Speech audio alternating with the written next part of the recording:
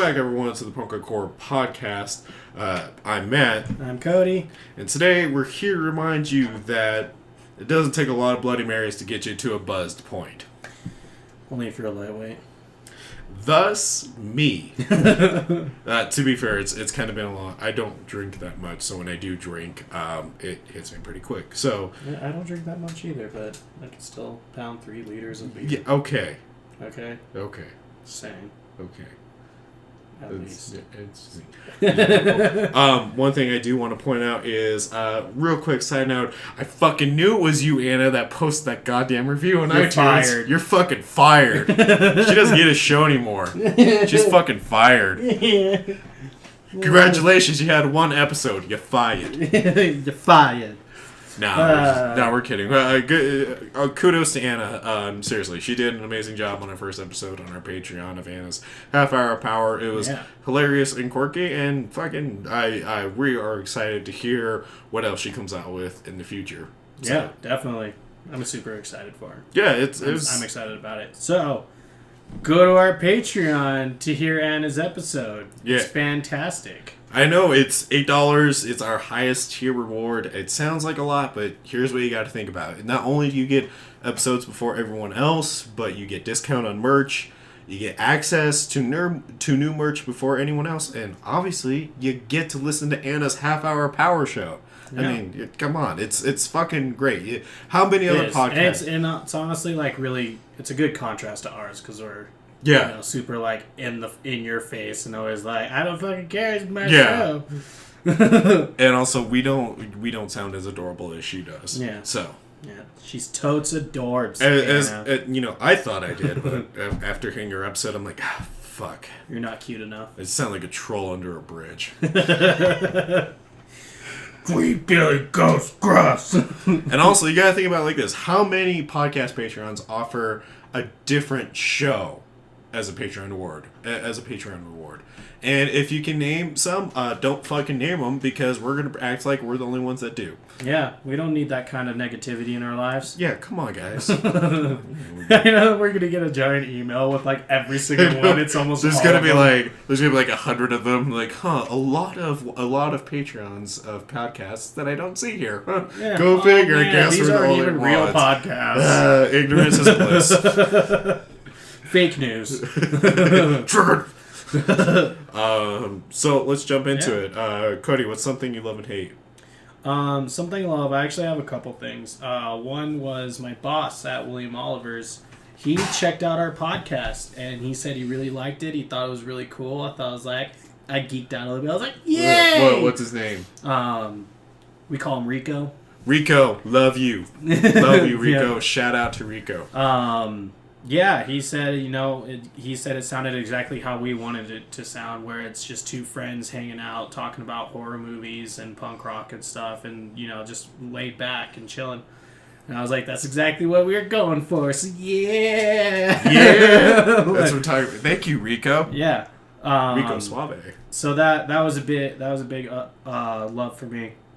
Sorry, I almost said Up, because I watched a lot of ups and downs from What Culture. Oh, no worries. Simon Miller is my favorite on there, so if he ever gets around to listen to this, I love you, Simon Miller. Yeah, it's in the one podcast that may or may not is interest. Oh yeah, they just started a podcast. They mostly just do YouTube videos. But they can bring us on. We can give our professional input. I'm not gonna lie. If What Culture asked us to go on their YouTube channel, I'd shit myself. Like Jules, Simon Miller, Adam Cleary, they're like my 3 favorites out of all of them. Right. I love all of them, but they're definitely my 3 favorites just because they have that personality type. Like Adam Cleary's so fucking funny because it's like the Miz. Okay. British. Yeah, I get you. And then Simon Miller is like this big buff teddy bear type guy. I watched a little bit of What Culture, so I know kind of what you're talking about. And then Jules is the super dirty one who does all his your mom jokes. Yeah. But I love those guys. So, anyways, that's not what I love. I'm just saying, that's why I almost said my up of the day, because that's one of the segments. But also, me and Dev just celebrated our 1-year anniversary. Woo! Happy anniversary! Our 1-year date anniversary. Last night, the 18th, it would be the anniversary of our first date, because women keep track of those things. Yeah, because you went to the Eagles game. Yeah, we went to the Eagles game. It was my very first hockey game. Hers too, which is a lot of fun. They won too. Which you need to answer a question for me. So Who are the Colorado Eagles? Are they? They are our minor league hockey team. So okay. There's the Avalanche, who's our pro level, right? Obviously, and then there's the Eagles. Okay. And so, like, say a player on the Avalanche is just not able to like play up to snuff for whatever reason or anything, they'll get sent down to the Eagles for it's kind of like the NXT. Got it. That makes sports sense. Ball or sports ice, which would it be? Thanks for explaining sports ball to me. Yep, but for the hockey team, and then players from the Eagles will get called up to the Avalanche. Like their goalie just got called up to the Avs not too long ago. So it was a lot of fun, and it's super cheap to go too, which is really nice. And the just the entire environment was a lot of fun because I know like as much as I love the Avs, like it is a struggle to watch them on TV, just because you're not in that environment.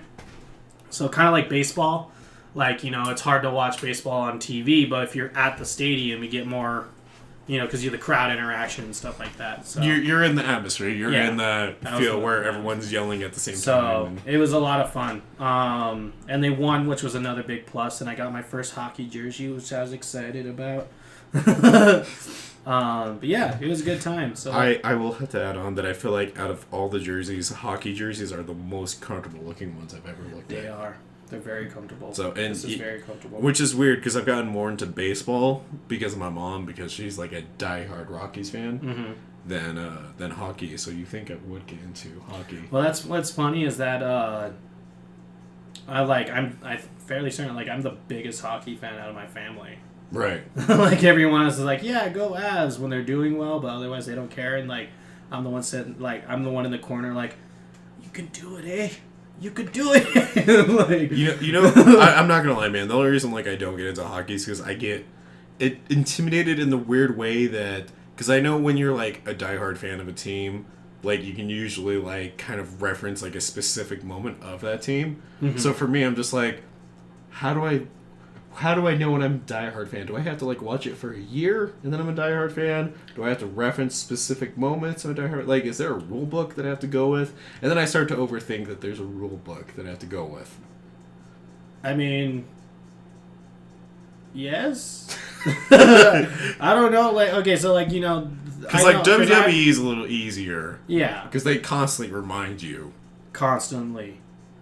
It's boss time. It's boss time. Yeah, no. Remember back then when Bret Hart almost broke the neck of blah blah blah. Yeah, basically. But no, I mean honestly, like I feel like if you're gonna be a diehard like sports fan of like a team, it's just kind of like you just as long as you like follow the team, that I feel like I'm a diehard Broncos fan, but I don't know all the players and stuff like that. Like, and then same with the Avs. Like hockey is a lot harder because they do and I think baseball is too because they do kind of shuffle the team up a lot more during the season, and also there's a lot more games, so it's a little harder. But I just feel like as long as like basically like when they've won how many championships the team has won, that's kind of it. Yeah. And like some big events, like, for Avs fans, like I always forget the year, but it's like the huge fight with Detroit Red Wings. It's one of the most known fights in hockey. Where like straight up the entire team, bench and all from the Avs and the Red Wings, got onto the ice and just started beating the fuck out of each other like hardcore. And so that's kind of it. And also, like, we've won, I think, three Stanley Cups. I don't know. Fact check me if I'm wrong. I'm sorry. But, like, because, like, at the game... we're going to make it. We won 3 Stanley Cups. That's it. There. Shots fired. But what's really funny at the game is, so they've actually, in hockey, they've actually taken a big, whole, like... Oh, what's the thing? Sugar coating to fights, where they don't really let fights happen as much anymore. And so there was 3 times that a fight was about to bust out on the ice at the Eagles game, and I was like, yes, and the ref came and broke it up like instantly, and I was like, I stood up and I just felt like the guy from Godzilla went, "Let them fight!" Like you almost just jumped onto like the ice and like went to go push them over. They'd be like, "No, I came for a fucking fight, not a fucking hockey game." Yeah. It was funny too because Dev was sitting there the entire time. I was like, "I can't wait for those fights." Oh man, you found a good chick when she's like, "Man, I can't wait for those fights." And Yeah, I know. I can't wait for those fights either.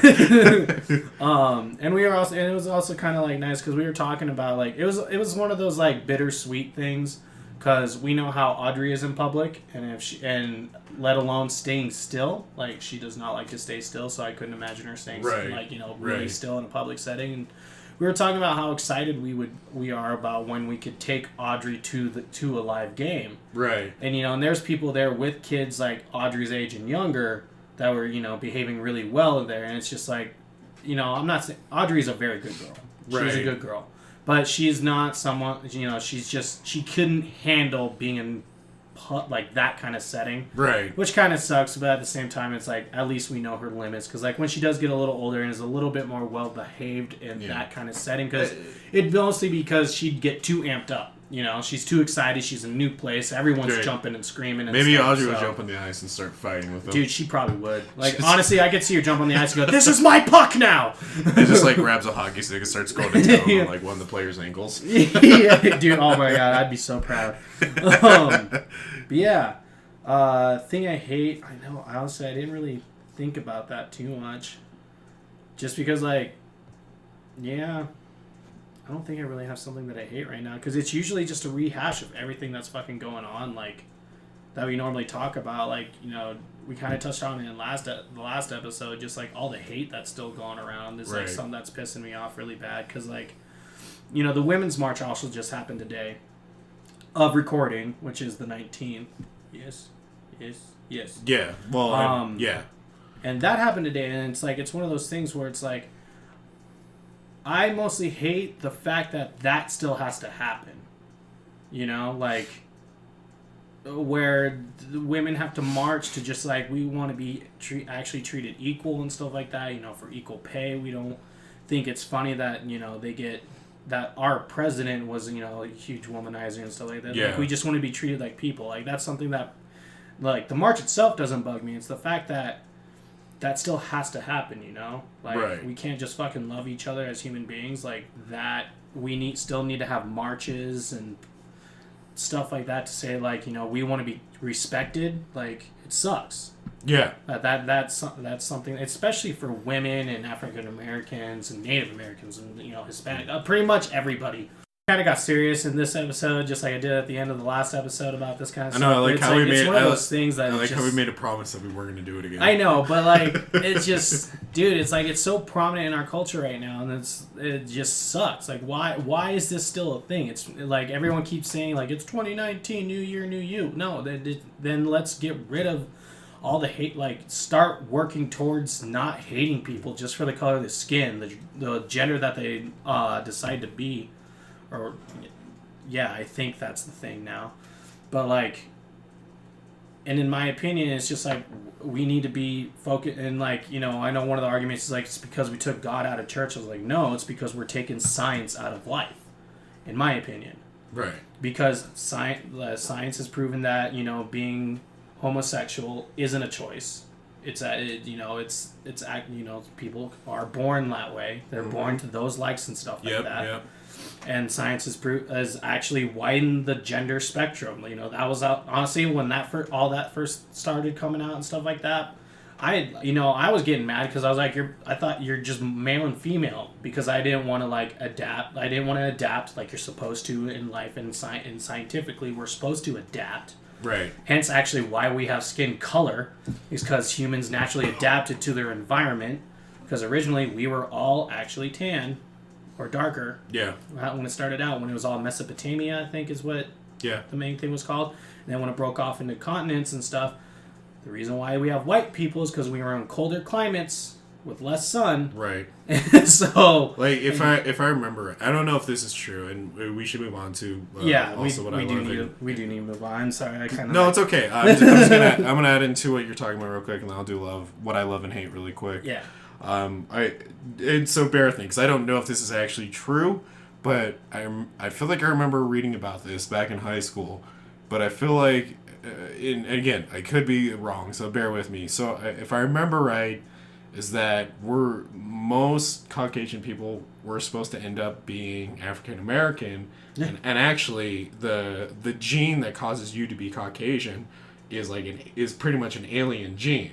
Mm-hmm. So the reason I bring that up is the whole idea that being black or African American is the alien gene is incorrect. Actually, being Caucasian in that ignorant mindset is supposed to be the alien gene. Mm-hmm. So I just thought that was an interesting fact. Again, I don't know if that's 100% true. You can fact check me on that if you want. And just to wrap up, my whole thing is just fucking love each other, man. Like, you don't have to love someone. If you're gonna judge someone, judge them by their character. Don't judge them by how they look or how they label themselves. Like, if you have a specific that's all it is. Like, if you're truly gonna despise someone or hate someone, actually by their character, man. Like, because no one's perfect. Where I'm not saying love everyone, because it's literally impossible to truly love and be kind to everyone. There's always going to be that one person, but don't do it because it's the color of their skin, or what gender label they take, or what sexuality they are, and stuff like that. Like, if they're an asshole, call them an asshole. But if you're calling them an asshole just because they decide, all the reasons above besides their character, like, you're the asshole, man. You just fucking accept it and try and change yourself. Like, that's all I'm saying. Right. Like, we need to get rid of this whole racism, sexism bullshit, sexualism, whatever it is. Yeah. Like, come on. So, to kind of take it to more of a lighter note of things we love and hate. I'm gonna go do something I love at this point, and then end on something I hate. So just because it ties in a little more to what I love. So, recently at my work, I actually had a conversation with a staff member that I work with, who is a pro-Trump, and I'm not pro-Trump, but the reason I bring the reason I bring that up though is that me and this person had a talk about politics, and it was probably the first time since Trump has been in presidency that I've been able to talk to someone who is pro-Trump where it didn't blow up into this huge argument. And it was kind of, and this is what I love about it, is that me and this person was actually able to have an actual well talked out conversation. We were both able to talk about ideas and debate things in a healthy manner that didn't blow up into this huge thing. And one way I kind of tested this is I brought up the whole controversy and hypocrisy around Kathy Griffin being shitstormed with her holding a severed head of Donald Trump. Now, keep in mind, I'm not saying that it was okay that she did it, but when I brought it up in the podcast before, is that if she got in trouble for that, then Ted Nugent should have gotten in trouble for when he was on stage during a show basically calling out Obama when he was the presidency, holding two M4s, being like, that motherfucker can come grab my guns. And if I remember right, he said a couple racial slurs. I can't remember, don't quote me on that. And then I brought that up to this person, and they're like, I didn't know Ted did that. And I was like, yeah, he did it and never got in trouble for it. But Kathy Griffin, and this person's like, well, I see where you're coming from. And that's kind of what I loved, is that we were both able to talk to each other and say, I see where you're coming from, and I see what you're talking about. And we were able to actually talk. This person didn't resort to calling me like a Democratic libtard, and I didn't have to, and I wasn't brought to this point where I called this person, a racist conservative. And it was just kind of nice to actually have a conversation. Not all Democrats are liberals or libtards, and not all fucking. And unpopular opinion, an unpopular opinion. Not everyone who voted for Trump is a racist. Yeah. Now I know. Now hold on. Before you hold up your pitchforks and want to burn this podcast to the ground, hear me out. Hear me out really quick. So, if I have a friend come up to me who said, yeah, I voted for Trump because I agree with some of his policies. Not all of them, but some of them, and that's who I choose to vote for. I don't see that as a good enough reason to throw that person out of my life. Now, if I have someone come up to me and say, yeah, I voted for Trump because I don't support the LGBTQ community, I don't support equality among all races, and or even just kind of like was in a low-key way hinting at that, then yeah, I would push that person out of my life. But that would be less a discussion of who they support politically, as more of this person has a lot of issues that I probably shouldn't be associated with. And that's kind of my thing. And again, unpopular opinion, and this probably will get me a lot of shit, is that I don't think a lot of people who voted for Trump are racist. And for all I know, they regret making that choice. But I don't see it as a reason to completely ostracize someone. And because here's the biggest thing. If you were a Hillary supporter, or a Bernie supporter, or a liberal supporter in any sort of way, we pushed for being open-minded and stop being ignorant. But if we start to push away people who did vote for Trump and did vote in that conservative route just because they did it, then we're being closed-minded. We are pushing these people out just because we don't like them, or because we feel that they voted for someone who is against these values. And now I know what you're going to say. Matt, how can you support someone? How can you be friends with someone who doesn't want rights for the LGBTQ community or racism? Again, I'm not going to be friends with that person. Because if that person kind of makes it clear to me that they are against that, then I'm not going to be friends with them. Mm-hmm.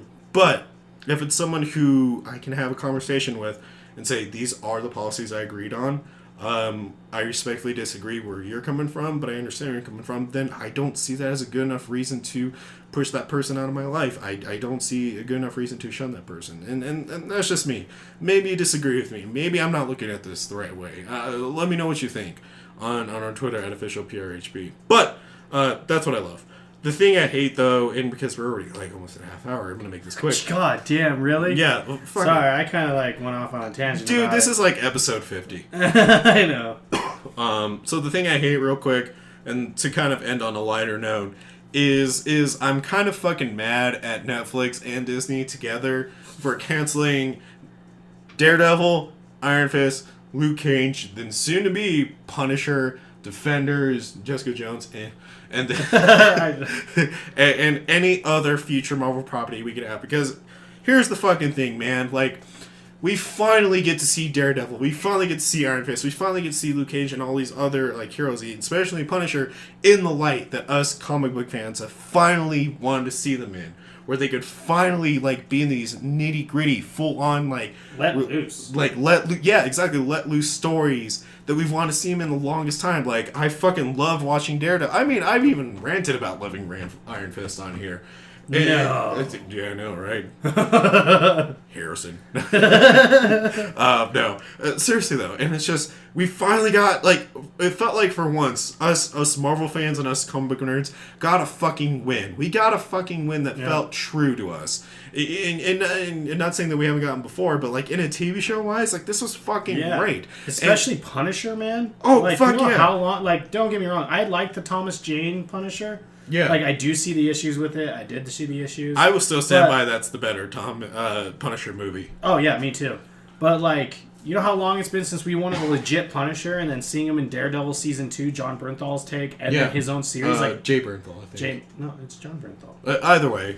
But, like, but finally seeing him, like, bring Frank Castle to life and, like, how we wanted him, like, not just a killing machine, but actually, like, you see they showed his trauma. They that. made him humane. You were able to relate to him more. And then they're like, because Disney's coming out with their streaming service, we're gonna cancel all these good shows. Like, you know how long I've been waiting for a great Daredevil? Yeah. Like, he's in my top 5 favorite Marvel heroes, and like I was like, that first season I was like, yes. Second season, yes. Third season, fuck yeah. Yeah, we're gonna cancel it, even though it's the best rated and viewed Netflix show of that month. Why?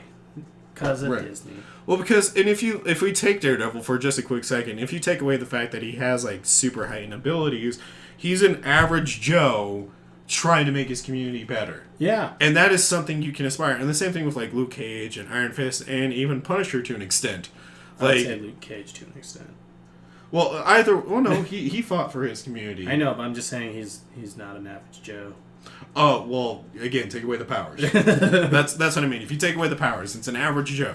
But either way, and it just makes me mad because, like, it ruins this potential that we could have had a Blade TV series, or a Ghost Rider TV series, or a Moon Knight TV series. Because they've been talking about really wanting to have Ghost Rider have his own TV series. And that would have been fucking amazing, especially on Netflix, where they wouldn't have to worry about rating systems that much. Holy shit. Yeah. Like, I've talked, and I think we talked about it before on the podcast, I'm not too sure, but I actually, I don't think we have, but I would have loved to seen a Ghost Rider, like, show on Netflix where you see Ghost Rider go and hunt down the pieces of Satan throughout the world. Yeah, like in the comics. Like his most like bought and famous graphic novel series. Yeah, that would have been great. That would have been fucking fantastic, especially when you see him team up with the other Ghost Riders. Like, holy shit, that would have been fucking great. That's pants pooping.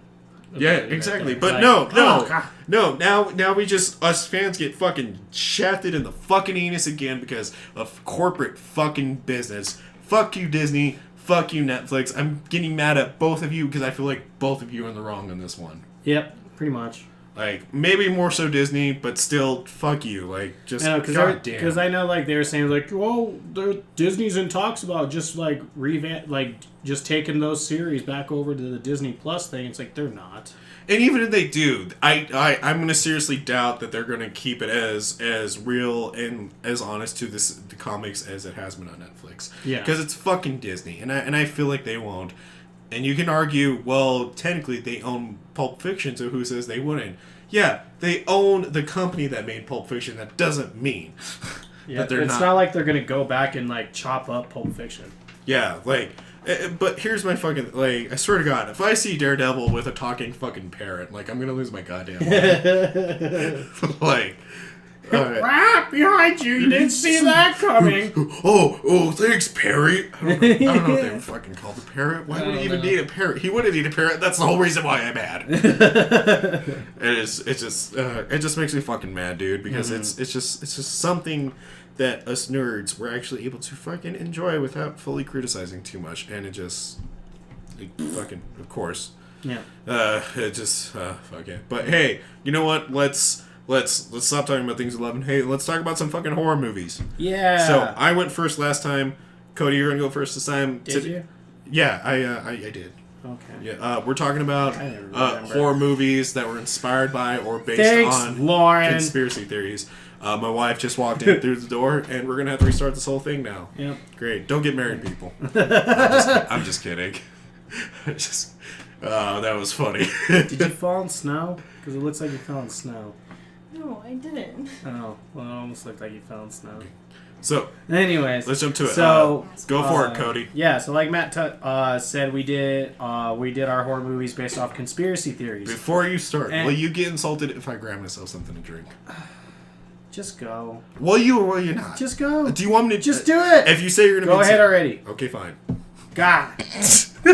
Anyways, what was really funny is, like, when we decided that we're going to do conspiracy theories for this week, like, instantly this movie came to my mind, and I was just like, fuck yes, I can finally talk about this movie. I'm really excited to hear you talk about it. So it's one of my favorite horror movies, and I think it's one of the very, very underrated horror movies, and it's, from people I've shown, it's a very decisive one. Like, the people I've shown have either loved it or hated it. And it's called Banshee Chapter. It came out in 2013. The synopsis is, journalist Anne Rowland explores the disturbing links behind her friend's sudden disappearance, an ominous government research chemical, and a disturbing radio broadcast of unknown origin. So, it's directed by Blair Erickson, written by Blair Erickson and Daniel J. Healy. It stars Katya Winter, Ted Levine, and Michael McMillan. Sorry, and if Ted Levine sounds familiar, that's because he also plays the dad from the Hills Have Eyes remake, and he also plays, if you ever were a Monk fan, he plays the captain in that show. So, I fucking love this movie. Like, so when I first saw this movie, it was during a time where, like, I was watching a horror movie almost every single day. And so, like, I felt like I was pretty numb to the whole jump scares and stuff like that. So I was like, whatever. Because my stepdad actually told me about this movie. He was like, this is one of the scariest movies I've ever seen. You gotta watch this movie. And I was like, whatever. Like, I was like, it sounded cool. And so I watched it.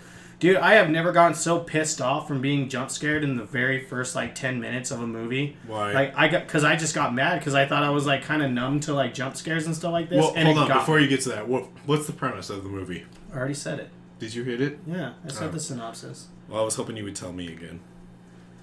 No, it's okay. I'm just fucking around. No, I'll say it again. No, it's okay. So, I'm just trying to get back at you from the first episode where you're like, "Tell us how great this is, Matt." When we had a but you conspiracy do that a lot. You go over and over and over. Can I get back to my review? Sorry. Anyways, but yeah, and so honestly, this movie actually, so the conspiracy it's about, that's what actually I should go over, is MK Ultra. And so, yes, we all know MK Ultra was a confirmed conspiracy theory about the government leaking drugs and testing drugs on unknown civilians to see the effects and stuff like that. And MK Ultra was also the birth of LSD. That's how we get LSD. Yeah. So, maybe that's and right, honestly, it was a very solid opening. So what they did is they spliced the live. Well, not live anymore, but they spliced the actual footage and news reports of the government confirming their involvement with not just MK Ultra, but hold on one second, the Tuskegee experiments, and with footage that they shot with there was some actual interviewers that were spliced in there, and then there was also the movie ones. I thought that was really good. That's it. Pretty much gets you into it, and so it builds on, and so they build off of the MK Ultra conspiracy, where the main drug in the movie is called DMT 19, and they actually just right off the back they say this drug summons something, and we don't know what. And so one of my WTF moments was actually right off the beginning, is when you see one of the guys yeah, I've done all this research, I've learned everything about DMT, saying that it summons these horrible beings when you take it, and I'm going to take it and record it. And so it's just one of those things that's in my head, I'm just if you know and have confirmed from all your digging and stuff like that, that this is going to happen, why would you do it? That's also just something in almost all horror movies that deal with some kind of object or thing that's going to summon evil spirits and stuff, where 20 people are telling you not to do it because it's something bad's going to happen, and then you're just oh, I'm going to do it anyways, and then you die. It's well, you kind of you fucking brought it on yourself, man. That's one of my cons / WTF moments, because that's something that always bugs me in all movies. And so the beginning starts off as a found footage film, and one of my cons that I have is also with found footage films is that it whenever the creature's about to show up, the camera gets all staticky and flips, and you see little clips, and then you only see the after effects of what happened. Yeah, that it does that in the beginning. And you know what makes it worse? Can I just add on real quick? What makes those effects worse is when they really, for some reason, decide to go over the top with it. Not only just make it staticky, but high-pitched sounds in it. And then you randomly hear, oh my god! It kind of like they just throw it in a washing machine and just churn the washing machine on heavy duty. That's what it feels like. And it's the most I feel where you're coming from. That shit's irritating. So I'm actually going to just go over all my cons since I'm already halfway through them, because I only really had 2. But another one of my big cons that's actually kind of turned some people off is that in between, that is my favorite beer, by the way, Boddington's. You want to share it? Yes, please. That is my favorite beer in the world. It is. Fun facts. We were told that we need to tell more fun facts about ourselves. On the Punk Rock Horror Podcast, not only do we talk about what would you do if God came down to London and impregnated your spouse, but we also share beer here. Yeah. And that is the message we're going to leave with you when we get... That's my favorite beer. Well, we're not going to leave with you now, but we share beer with your friends is what we're getting at. Yep. Here you go, buddy. Thank you, Matt. I mean, not beer, juice. Beer. We're not a PC podcast. I don't know why we have to say that. So, anyways, one of my other cons is that this is something that kind of turns some people off about these things, is that in between the scares, this is something I actually like, is that they didn't it's not just jump scare, jump scare, jump scare, jump scare. Yeah, they actually space them out pretty. Seriously. God damn it. You know, it's not you going poop or getting something to drink in the middle of my review. It's someone opening and closing doors. Whoa, hey, whoa. I asked you if it was okay. I know. At least you did that courtesy for once. But New year, there's year. There's slow builds in between the scares. Like, honestly, like when the intense scene happens, it's kind of a slow build to the next one. I enjoy that because, especially with a conspiracy horror movie, because it tells you more about the conspiracy and what's going on. So I actually like that because it actually gives you good info on that stuff. And then there's this one part. This is my last con of the movie because I don't have a whole lot of cons about this movie because I really enjoy it. It was really hard for me to even just find these. But there's one part where silence would have been so much more effective of what was happening. But like they played like that slow instrumental build-up of like an intense scene's about to happen. And then there's no payoff, like nothing happens, but then something happens like 2 seconds later, the whole fake scare thing. I hate when they throw the music in there, especially in something like this, because it felt like it would have been so much creepier if there was no music. Because in the very beginning, they do something kind of similar, but there's no music whatsoever. Until one of my biggest positive things about this movie is the music they use for when the banshees are coming. It's very creepy. It's kind of like a mix between like carnival slash ice cream truck music. Is it kind of like... I know you just said the carnival ice cream truck music, but I'm wondering, like, sound-wise, if it's like... And this is a little different. Like the Dead Space video game where, like, it just kind of, like, creeps on you like that? No. So, well, I mean, that's what they did in the scene, and I feel like they shouldn't have done it. But the actual music where when you know the Banshee's actually coming, because that's the music they play over shortwave radios, is kind of like, you know, music box-ish and stuff like that. So it's really cool. They do it kind of just, like, straight up just like a Banshee, like, where it's, like, coming from a distance and comes a little closer, and then, like, bam! Yeah, kind of. Gotcha. So I really like the music that they played for that, mostly because, like, you know, that's... And it's not, you know, just the audience hearing it. That's what you hear over the radio... The actors hear over the radio before the Banshee comes to get them. Right. You know, they're hearing it, too. So it's, like, one of those. And then, yeah, I thought that was really cool. I think that's perfect for this kind of thing, especially because it's a really low budget movie. Really low budget movie. And because of that, I actually thought when someone dies in the movie, like, the blood's actually really cool. Like, there's this one scene where someone literally pukes out all their guts, and you see it all. It's like just real quick, but they're just like. Is it like that Mortal Kombat fatality in like Mortal Kombat 10? Oh, when Ermac rips it, yeah, basically, it's crazy. And then one thing that I really one of my biggest pros for this movie is the fact that the characters aren't stupid, like, but they're also not all knowing.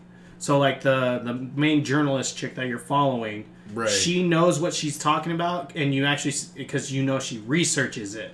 So, like, she researches stuff, and it's not like she just automatically knows about shortwave radios. She doesn't know about Banshee. She doesn't know about drugs. She doesn't know, like, you know, she's not ignorant, though. Like, she has common sense in the movie, which I really appreciate. Like, is it like the common sense from, like, As Above, So Below protagonist? Yeah, where they see something, where she sees some shit, and she just like, nope, I'm done. I'm fucking out. Like, so at this one point where she's trying to summon a Banshee without knowing it. She has no idea what's going on. Okay. And she all of a sudden sees the figure in the back, like, she sees one of the Banshees.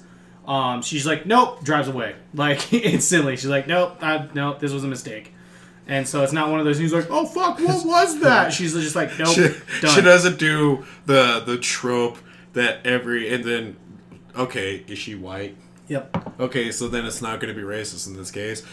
So she does the trope that every white protagonist in other movies would do and be like, what's that mysterious sound? I should go look at it. Yeah, because, I mean, she kind of does that. So this is where the whole, like, it's cool that, you know, she's smart because she goes to this place and that, you know, obviously this guy knows what shortwave radios are because she has no idea shortwave radio signals. Right. So she goes to an expert and it's like, oh, how would she know that? Like, of course that would be in a small town. And it's like she actually researched the guy and found out the guy was ex-CIA. Or not CIA. What was it? NSA. He was ex-NSA that worked on the MK Ultra.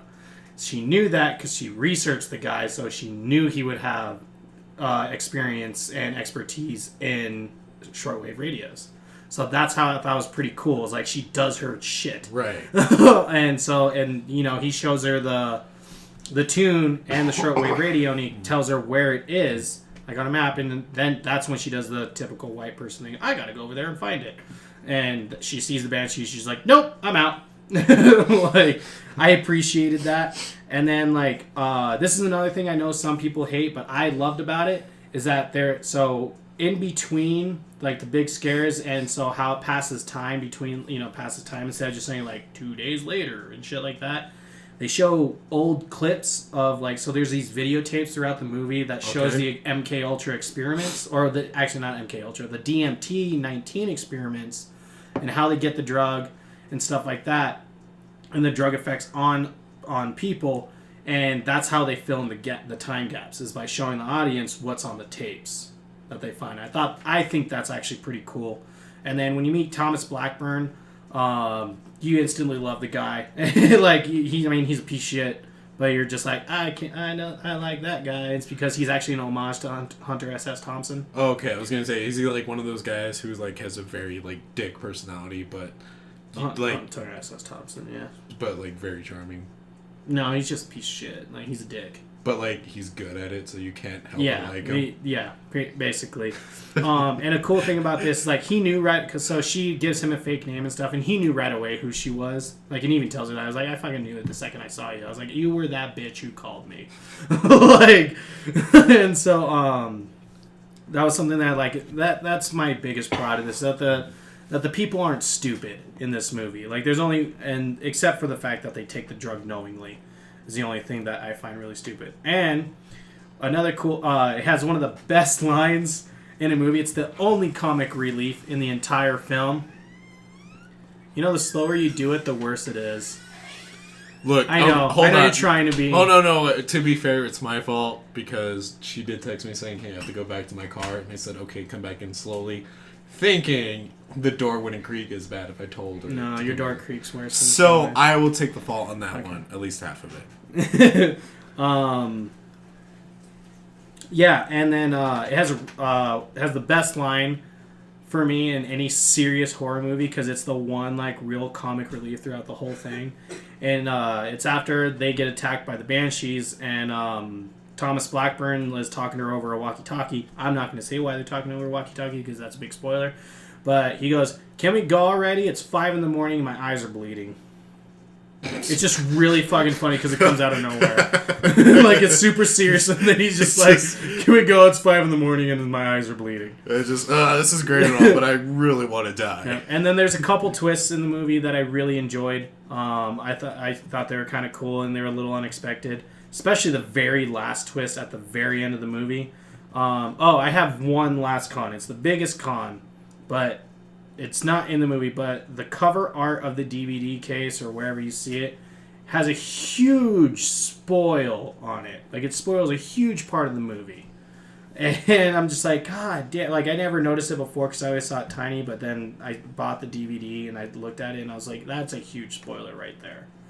So I highly recommend this. Like, if you can find it, like, they just took it off Netflix not too long ago, so I had to go to Gorehounds to buy it.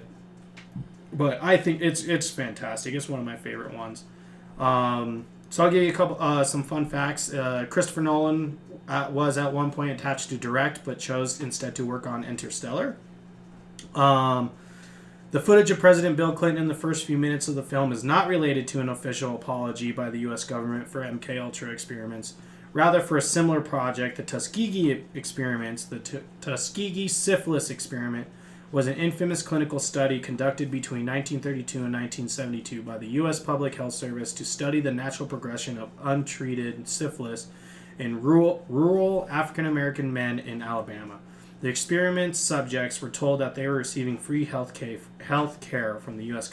Fuck, that is messed up.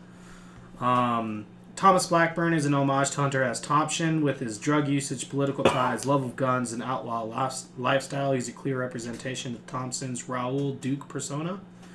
The original script was intended to be a first draft of Uwe Boll's adaptation of Alone in the Dark. And the film shot in 3D. I didn't know that, and it doesn't look like it needed to. Like, I don't know. I guess that's kind of cool. But this is my favorite part. My favorite fact, at around the 50-minute mark, Thomas Blackburn, played by Ted Levine, mentions a story by H.P. Lovecraft about a scientist using radio waves to be able to see creatures from another dimension in his own dimension. The story he's referring to is From Beyond, written in 1920 and published in 1934 in the Fantasy Fan magazine. I thought that was really cool because this is it. Basically, the drug turns you into a receiver for these banshees, just like the radio wave, and that's why they use short radio waves. Yeah. To like say over the what they're saying over the radio waves. I'm not gonna say what they're saying because that's a huge spoiler. I thought it was really cool when I found out, and I was like, "Oh shit!" But yeah, I highly recommend the movie. Definitely check it out. It's definitely going to be one of those you either love it or you hate it. Just from like the reactions I've had from people that I've shown. No! If we're reviewing it, you're gonna fucking love this movie. Yeah, you better fucking love it. I will find you. But I do kind of want to point out how interesting that Christopher Nolan was the first pick, and then he did Interstellar. Like, kind of thinking about it, like, what if he brought like Matthew McConaughey and like Anne Hathaway on this, and like Anne Hathaway was like the girl, right, and like Matthew McConaughey was the guy who was an homage to Hunter S. Thompson, and he enters the film with all right. Like, and that's just... It'd be funny. Like, it really just kind of it's just one of those, like, things that you're just wondering, what if it was? Like, what could have been? Mm-hmm. And I'm just like, just thinking, like, everyone's talking, like, you need to watch Interstellar, thinking, like, everyone could have been talking, you said, you need to watch Banshee Chapters. I feel like that would have been cool, but at the same time, like, you know, it would have had a lot higher budget if Christopher Nolan ended up directing it. Right. But, like, I think the low budget, because you could totally tell it's low budget just from the footage itself. I think it definitely adds to the charm. Yeah, and I mean, that's no shot to the director. Oh, no, not at all. Like, he did a great job with this movie. But I guess, I feel like for where Christopher Nolan was career-wise, it probably made more sense for him to do Interstellar. Oh, yeah. Like... Yeah. That just kind of made sense after Batman, because Interstellar was right after Batman, his next film, right? I think. No, it was Bomb. I have no idea what you're talking about. It's the dream inside a dream inside a dream. God, I know what you're talking about. Why can't I think of it now? Shit, fuck it. We got Inception. Thank you. I knew it began with an I. I was about to say Interstellar again. But no, but still though, like, that's just really interesting. But fuck, man. Jesus. Yeah, I need to check it out because I'm really excited with how you talked about it, especially since the, like, H.P. Lovecraft is somehow has his fingers in it. Yeah. Yeah, when you finally see the banshees, like, and it's really quick. That's what I like, is it doesn't linger on them. Like, you just see it really fast, and you're just like, fuck! Like, yo, I'll have to let you borrow it, because I own it now. Oh, that's right, you do. Shout out to Gorehounds. Yep. Gorehounds Playground. Gorehounds Playground, yep. Alright, man. Cool. What'd you do your movie on? So, not gonna lie, this was probably my most challenging review I've ever done. And I'm gonna really explain why. So, I did 2012's The Conspiracy, which, if you follow me on Instagram, you will know how I feel about the title of this movie, which is probably the most non-creative title for a fucking horror movie ever. They could have gone with literally any other title. Instead, they went The Conspiracy. The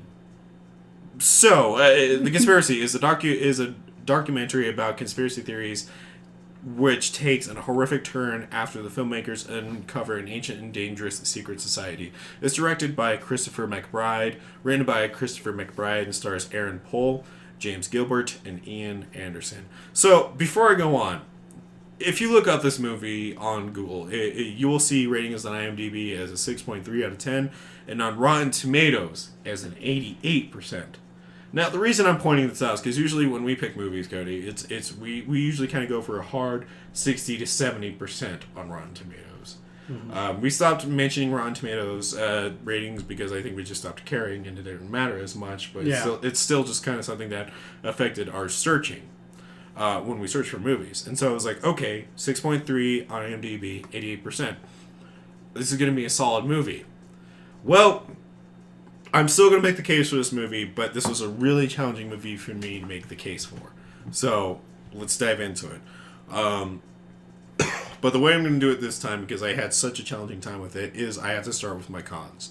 So my cons, a bit of this movie is we're thrown into a film where it's about this guy who's uncovered this secret society called Taurus, the Taurus. And so it's a secret society who's... That's what that thing makes? Oh, sorry, I was talking about the cover art. It makes a Taurus. Yeah. Oh, I see. I thought it was all about Satan or something. No, it's based off like an ancient Roman, I think it's like, it is a Roman like tradition, where they would kill a bull, and so they've kept this tradition alive by killing a bull during their ceremonies, and it like the Illuminati or the Freemasons, they're connected to government and high powered officials, and so it. The reason I'm bringing the cons first is that this movie is a real slow burn throughout the entire time. So much so that it's not genuinely terrifying. It isn't.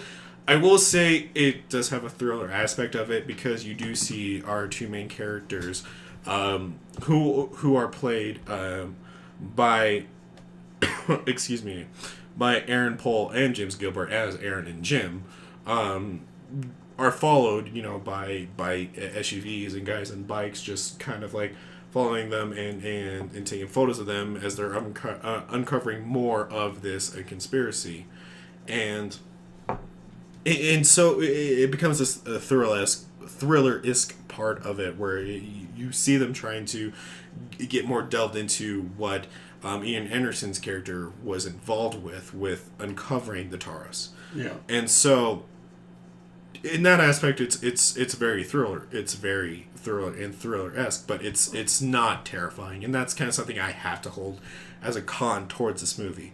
And that's what makes it really slow, is because they really make you dive into conspiracy theories, conspiracy theorists, and just kind of this whole ideology that goes along with being a conspiracy theorist, and what how you get stuck into it as a conspiracy theorist. And because that takes a bit for the story to get going.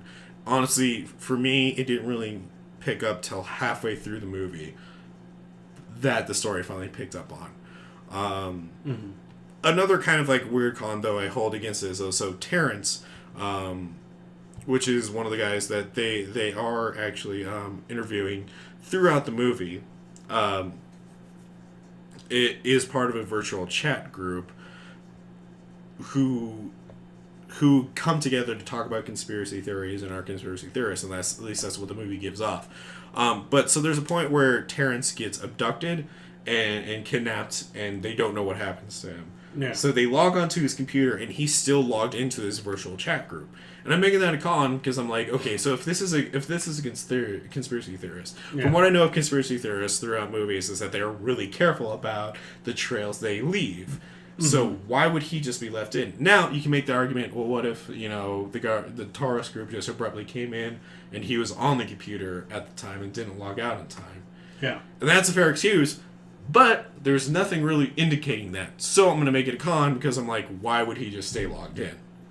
And so because when Aaron and Jim start to talk to his friends on the virtual chat, he's just logged in, and it's just, I don't know, that's a con. Now, that's all my cons. So here comes my pros for this movie. So you have some pros. I do have some pros. I know you were struggling. I was struggling. Yeah. Just saying. Are you making a joke about it again? No, I was actually saying, I know you were struggling with this movie. Yeah, okay. When you say it's a slow burn the entire time, I know you're sitting there like, you know how I am, man. It's really hard for me to get involved in a slow burn movie. There's those that I can really dive into, but the Vivitch. That was one. Yeah, like the Vivitch was one of those rare ones I was able to because it was actually intriguing enough for me to dive into it, which is weird because you would think that would be slower than this. But so the pros for this movie is that it really does dive into what scares us about conspiracies. It really kind of gets in your face because when they're interviewing Terrence, he really comes across to the point where it's like, all we're trying to do as conspiracy theorists is tell you the truth, and there's this truth. We are slaves to these people that are working behind the curtains, and it really does a good job at like showing all this footage from like JFK and 9/11 and all this other stuff to get you to just. Sorry, he was trying to grab Duke's toy. If you were wondering why he got really quiet. Yeah, for a sorry second. everyone. Duke was being a dick. So it just does a really good job of kind of just like doing what we talked about in our Monday episode about like why conspiracy theories scared the shit out of us. Yeah. And it does a good job of that, and so that's what I like about it. Also, sorry everyone. Sorry. Okay, so real quick, I'm gonna stop my review for just a second. So, ghouls and gals, when we're doing our reviews, my amazing wife me and her work via text, and so if there's any background noise, I'll text her and be like, hey, could you help us out real fast? Can you help us out real fast? And so I sent her a text being like, hey, can you come grab Duke? So Duke has this torn up otter that he loves. And so he's trying to get me to play with it, which normally I would, but because obviously we're recording, she comes out, grabs the fucking otter, and like Duke grabs onto it, thinking that she wants to play. And instead of just picking up the dog, she drags Duke via otter. It's like something like from Looney Tunes, where like there's this giant thing, they're like. Like so, he doesn't move at all. Like he's just being dragged by the otter. Just goes completely still like a fucking statue. And just like imagine a dachshund mixed with the lab, and just because that's what Duke is. And so, anyways, go back to my review.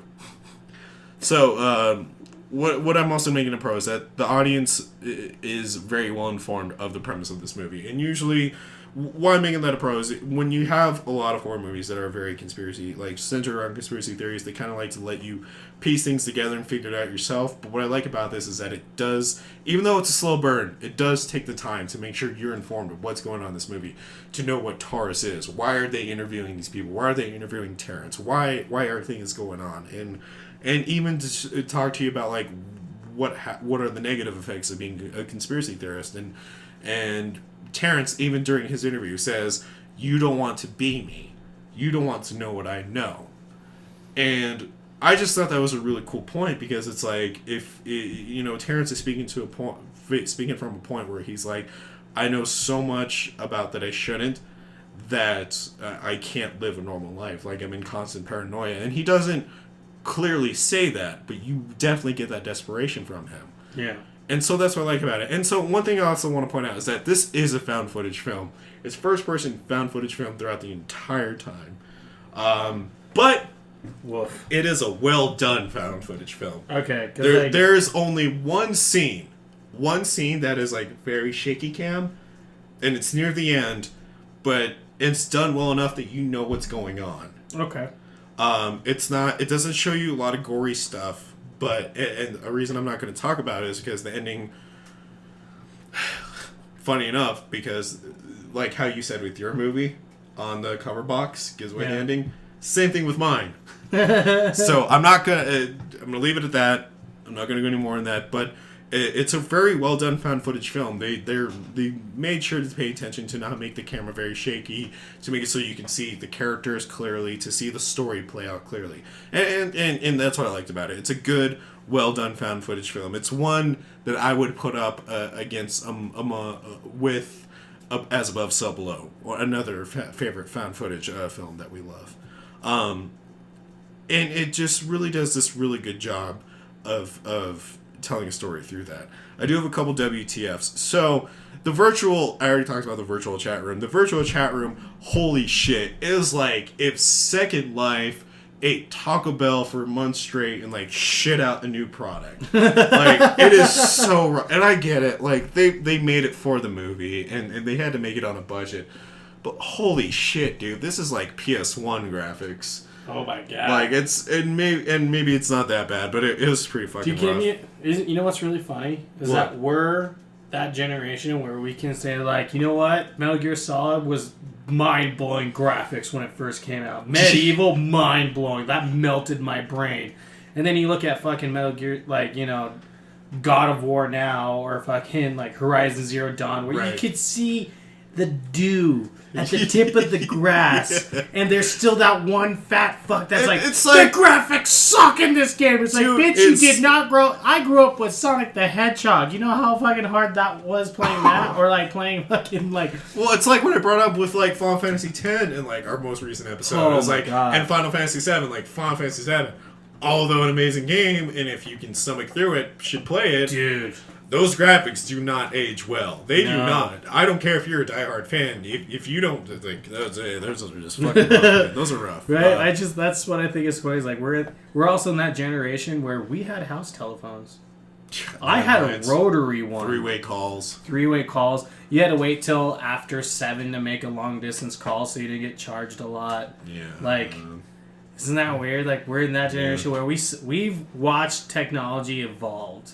Yeah, that's a topic for another day, though. Yeah, sorry, I didn't mean to interrupt that. I just thought it was a fun factor. Like, it's PS1 graphics. I was like, dude, we're in that generation where we're like, we thought like Metal Gear Solid Polygon. Right. The fact that it had actual voice acting in the game, we're like, oh my god, they talk, even though the lips didn't move. And then you get to PS2 where the lips actually move, doesn't go in sync with the. You know, with what they're saying, but it still moved. You're like, oh my god! And now it's like, she didn't smirk when she was supposed to smirk when she laughed. She just went, ha! And you're like, that's terrible. Terrible graphics. Worst game of the year. Yep. So there's also a point, and it again falls around the virtual chat. So as I talked about it, why Terrence would still be logged into his virtual chat. There's a scene where Jim and Aaron, the filmmakers, get onto his computer to talk to his friends on the virtual chat. And so here's the thing. So Aaron has headphones on as he's on the computer. And it looks like he kind of has like a mic that he can talk to. Yeah. And even if he doesn't, he still has headphones on. And the reason I'm making this a WTF thing is like, and again, it's not a big con, it's just a what the fuck. Because like so on virtual chat, they're talking via text. Mm-hmm.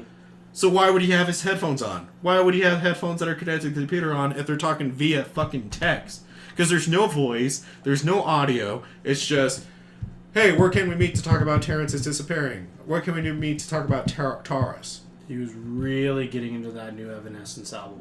Yes, so, man. Because it's just like, what's the fucking point if it's all text and there's no audio? Like, it was just fucking weird, something weird. One thing I do have to point out, so like I did in of Class of Nukem High, where they did bring a gun to a school. This is another movie where I do feel like I need to point some specific points out that might trigger you if you watch it. So in this movie, they do have scenes of 9/11 where you do see a plane crash into the Twin Towers. From where I marked it at was at the 16-minute and 18-minute mark of the movie. And I think there was a third time I didn't get that minute mark, but I just want to give you ghouls and gals a heads up. If that is something that triggers you, there are scenes of seeing a plane crash into the Twin Towers. There's also a scene in the movie where you do see JFK actually get assassinated. And it shows the whole thing, and it's pretty realistic, and have you ever seen that actual video before this? It's rough. Yo, yeah, and I'm pretty sure it is the actual video too. I don't think it's fake at all. You can see it on YouTube. Yeah, but still though, I feel like I should tell you guys, because I don't know who's listening to us right now. I don't know what's going to trigger you or not trigger you, but if it does trigger you, just a heads up, this is in that movie. 16 to 18 minute mark is where you'll see those 9/11 attacks. I'm sorry I didn't get the other minute marks, but just kind of a heads up when you're jumping into this movie. Now I know through this entire time it's like, okay, but Matt, it doesn't really sound like you're behind this movie. Well, I am.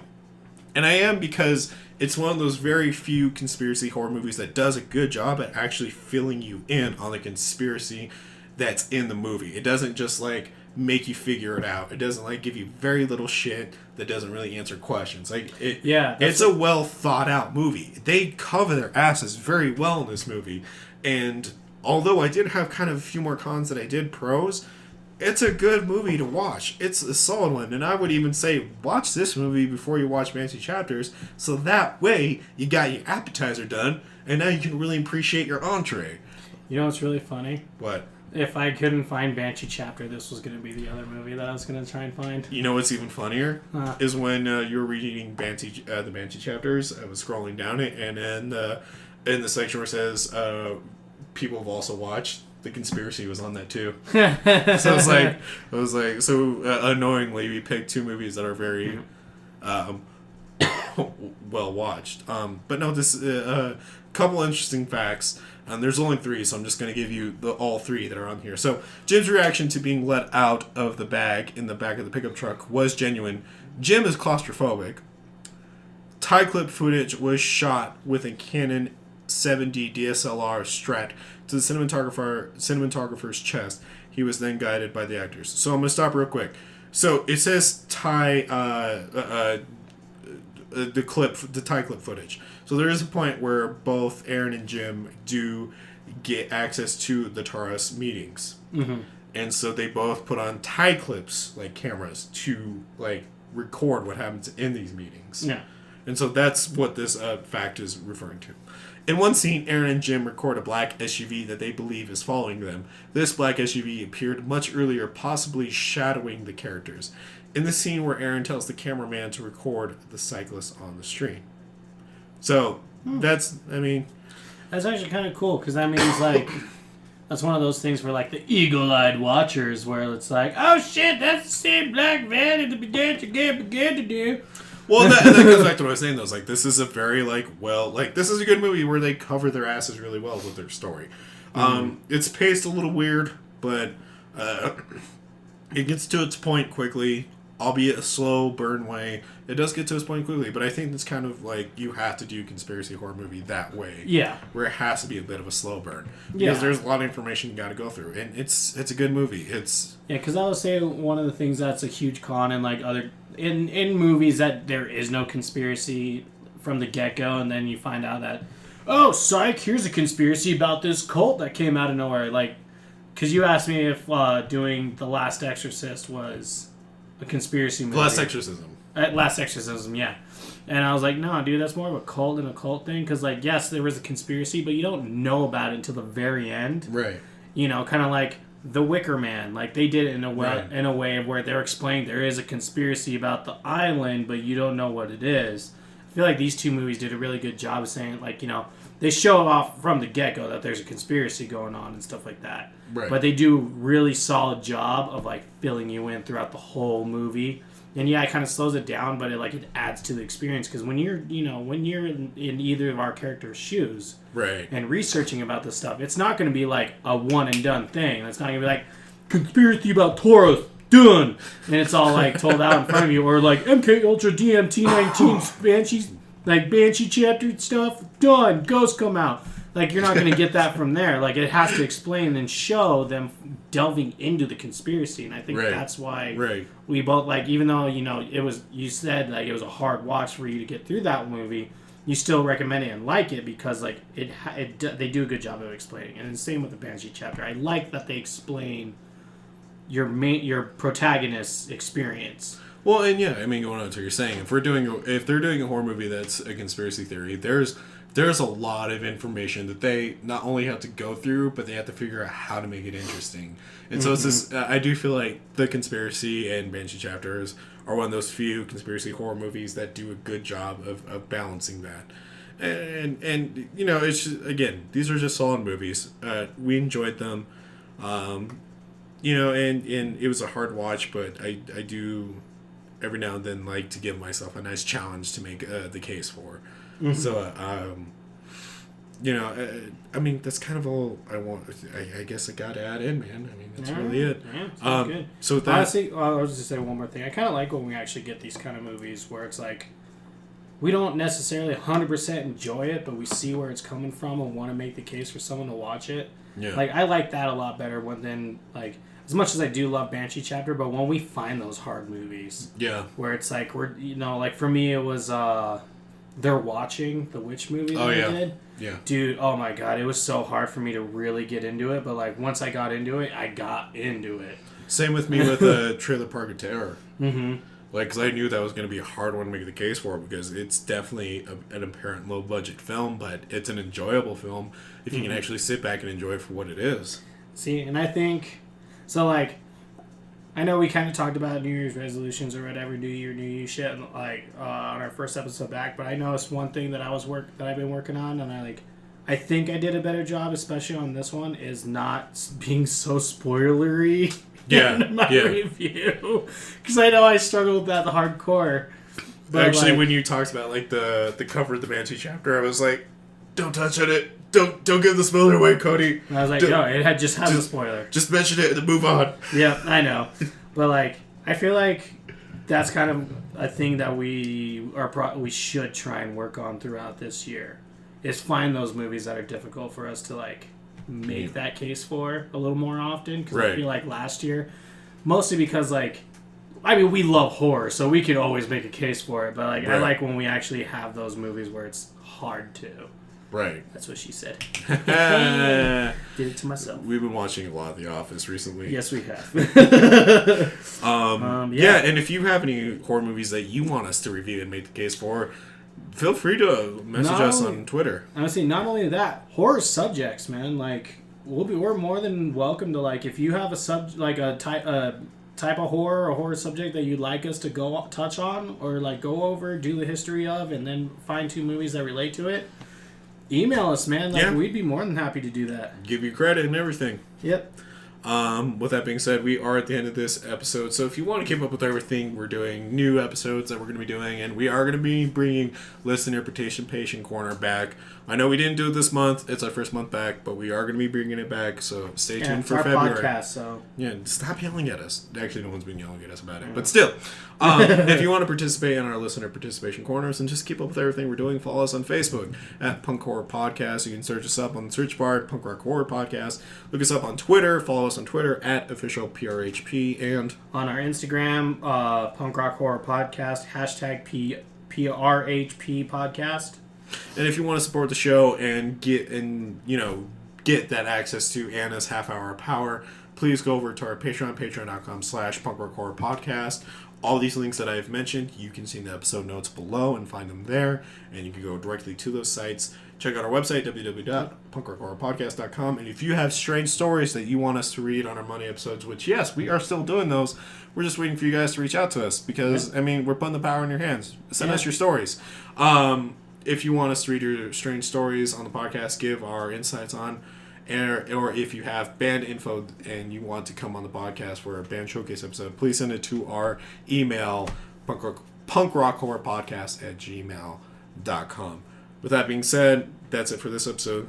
Thank you again, ghouls and gals, for tuning in. Yep. And as always, podcast over. Podcast over. Bye. Bye.